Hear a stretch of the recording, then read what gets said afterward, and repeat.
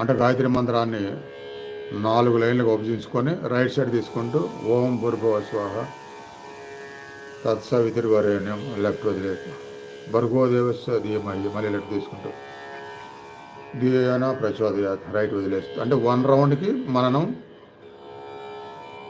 గాయత్రి మంత్ర మననం 1 రౌండ్ అయిపోతుంది. నాడీ శుద్ధి ప్రాణాయామం 1 రౌండ్కి, మంత్రం కూడా 1 రౌండ్ అయిపోతుంది.